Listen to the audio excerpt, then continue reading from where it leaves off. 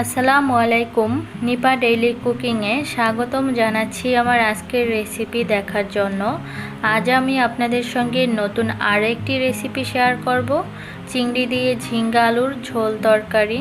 চিংড়ি যে কোনো তরকারি সাধারণত অনেক মজার হয়, ঠিক সেরকমই এই চিংড়ি ঝিঙ্গা আলুর ঝোল তরকারিটা খুব সহজেই এবং মজাদার করে ঝটপট রান্না করা যায়।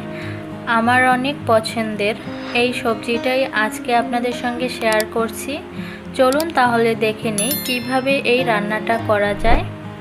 এখানে আমি 1 কেজি পরিমাণ ঝিঙ্গে কেটে রেখেছি। ঝিঙ্গাটাকে দেখুন ঠিক এভাবে আমি টুকরা করে রেখেছি, একটু মোটা করেছি। আর নিয়েছি একটা মিডিয়াম সাইজের আলু। আলুটাকে ঝিঙ্গার থেকে একটু পাতলা করে কেটেছি। আর নিয়েছি এখানে 250 গ্রামের মতো চিংড়ি। চিংড়িটাকে আমি খোসাটা ফেলে মাথাটা আলাদা করে নিয়েছি। এখানে আমি ছোট সাইজের চিংড়িটা নিয়েছি। চিংড়িটাকে আমি আগে থেকে হলুদ আর লবণ একটু মাখিয়ে রেখেছিলাম। এবার চলে যাচ্ছি রান্নাতে। এখানে আমি 1/3 কাপ তেল গরম করে নিয়েছি একটি পাত্রে।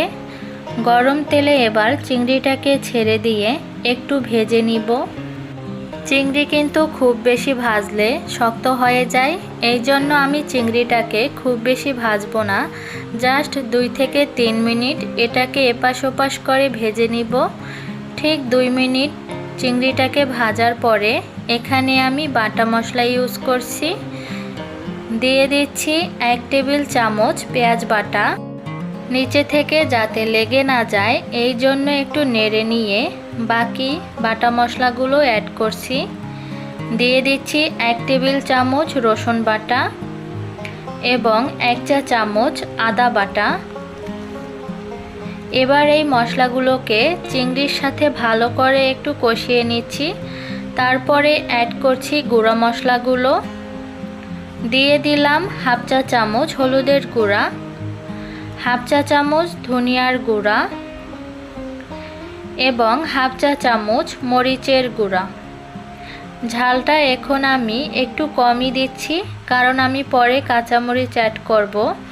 সাথে দিয়ে দিলাম স্বাদমতো লবণ।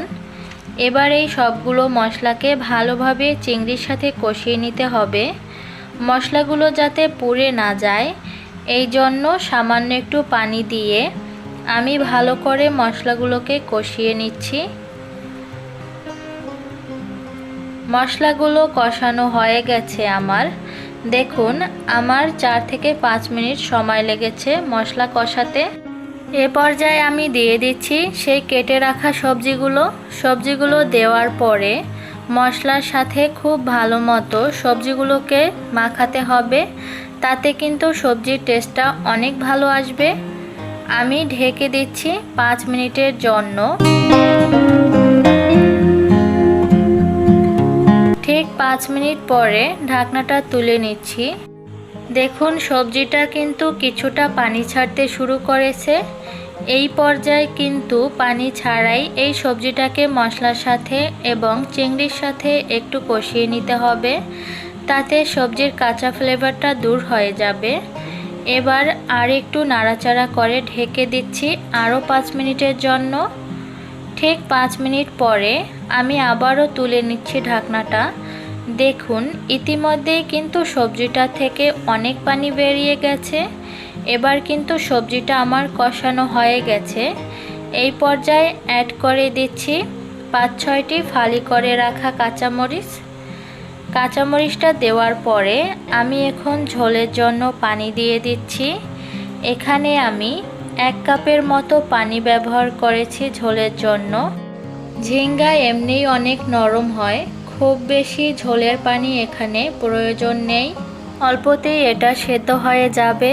এবার একটু নেড়ে দিয়ে ঢেকে দিচ্ছি 8 থেকে 10 মিনিটের জন্য। ঠিক 10 মিনিট পরে ঢাকনাটা তুলে একটু দেখে নিচ্ছি। দেখুন আমার ঝোলের পরিমাণটা একদম পারফেক্ট এসেছে এবং ঝিঙ্গা আলু দুটোই সেদ্ধ হয়ে গেছে খুব ভালো মতো।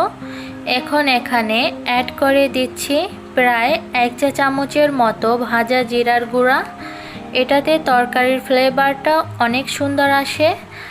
আর দিয়ে দিচ্ছি কিছুটা ধনিয়া পাতা কুচি।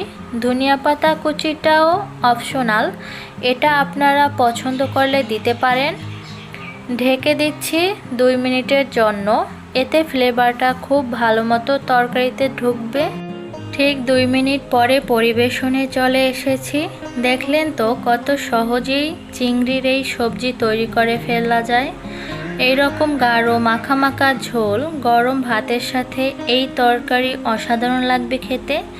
রেসিপিটি ভালো লাগলে আমার চ্যানেলকে সাবস্ক্রাইব করার অনুরোধ রইল। সবাই অনেক ভালো থাকবেন আর আমার জন্য দোয়া করবেন। আল্লাহ হাফেজ।